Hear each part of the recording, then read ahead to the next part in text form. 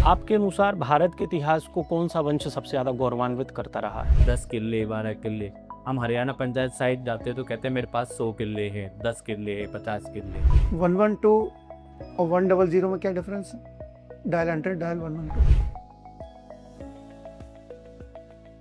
History में सबसे best era आपकी नज़र में कौन सा है? तीनों एराओं का अपने आप में महत्वपूर्ण योगदान है।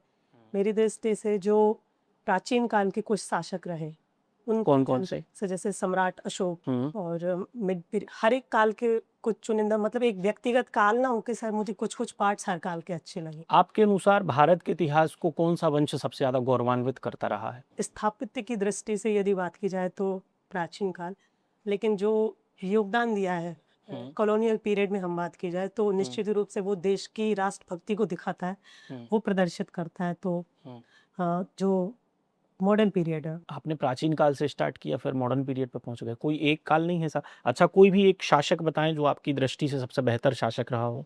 सम्राट अशोक। सम्राट अशोक, ओके। सम्राट अशोक से जुड़ा भारत का एक राष्ट्रीय स्तंभ क्या है? सर अशोक स्तंभ। अशोक स्तंभ, ओके। अशोक स्तंभ कहाँ पाया गया था? सर एग्जैक्ट लोकेशन नहीं पता आपको? अशोक स्तंभ में कितने शेर होते हैं? आपकी हॉबी क्या है? कथक करना। जी कथक करती हैं, सिखाती हैं? करती हूँ।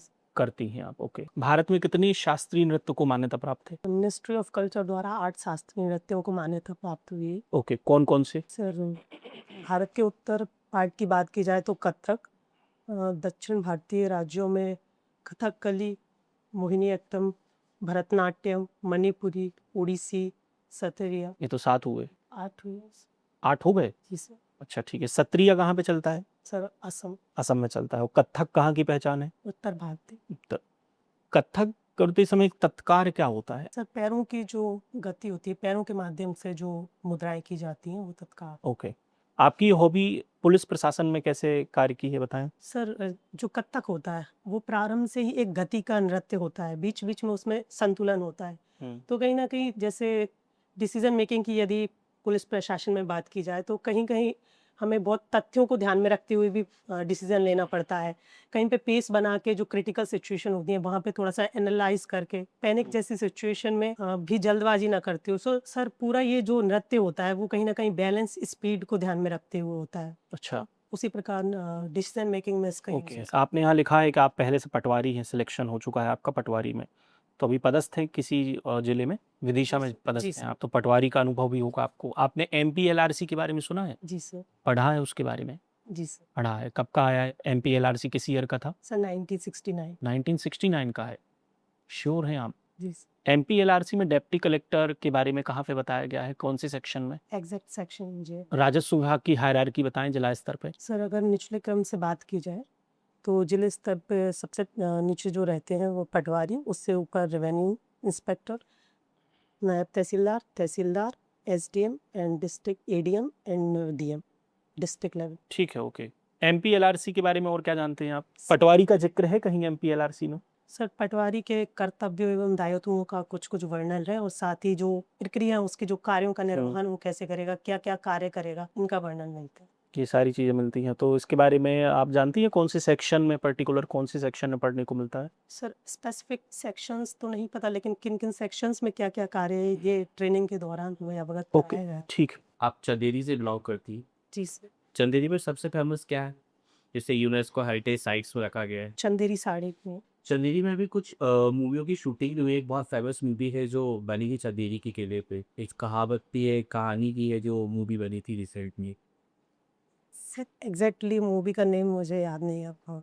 सिर्फ बहुत फेमस ये सब पार्ट मूवी आया है। ये सर थोड़ी सी घोस्ट से रिलेटेड थी कुछ, बट मुझे एग्जैक्टली क्या वो कहानी साथ में चंदेरी की ही है? तो उसकी प्रामाणिकता का तो नहीं, लेकिन जो फोक एरिया मतलब लोगों में ये थोड़ी सी मान्यता है, वहाँ पे सामाजिक ऐसा लोक कल्चर में वो व्याख्यात है। ठीक। आपने लिखा हुआ है आपको हेड बॉल खेलना बहुत पसंद है। कितने खिलाड़ी थे head ball? Sir 7 players.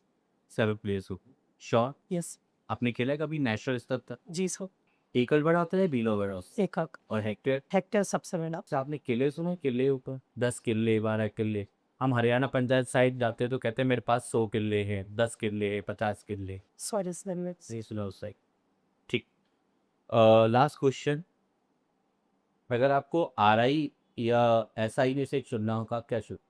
Sir इसके बारे में मैंने अभी सोचा नहीं। लेकिन अशोकनगर में तो कोई नवोदय विद्यालय है नहीं, अशोकनगर के पास में आपने अशोकनगर लिखा हुआ है। सर मैंने डिस्ट्रिक्ट मेंशन किया है क्योंकि वो खिरिया देवत प्रिया अशोक। दिवस अशोकनगर जी ईसागढ़ से आगे। जी सर। तो नवोदय विद्यालय में आपका रैंक क्या रहा था, याद है आपको कुछ? किसी फिफ्थ के बाद आपने specific- एग्जाम दिया होगा, 5th क्लास के बाद, राइट? जी सर 5th क्लास से एंट्री। हॉबीज में आपने शास्त्रीय नृत्य, कथक लिखा है। अच्छा, दो जो बहुत पॉपुलर है कथक में, दो ऐसी महिलाओं के नाम बताओ। सितारा देवी और शोभना नारायण गुरु माता, अदिति मंगल दास और विद्या दधीच प्रमुख। 112 और 100 में क्या डिफरेंस है? Dial 100, dial 112। Sir dial 100 specific police को संपर्क करने के लिए था, इमरजेंसी रेस्पॉन्स की। 112 एक इंटीग्रेटेड हेल्पलाइन नंबर है जहाँ पे कुछ जैसे फायर ब्रिगेड हो गया और पुलिस सेवा एवं मेडिकल सर्विसेज तीनों को इंटीग्रेट करके एक इमरजेंसी रेस्पॉन्स सपोर्ट सिस्टम तैयार किया है। ठीक है, 0 FIR क्या होता है? सर ये सुरक्षा में तत्काल कार्रवाई सुनिश्चित करवाने के लिए कि किसी भी क्षेत्र में रहते हुए आप वहाँ आपकी FIR दर्ज की जाएगी और जब उस निश्चित एरिया, चूंकि वहाँ पे उसका नंबर रजिस्टर नहीं किया जाएगा जब तक कि वो निश्चित क्षेत्र तक नहीं भेज दी जाएगी। क्या हम 7 को इवन बना सकते हैं? सर अगर उसके पीछे 0 लगा दी जाए तो 70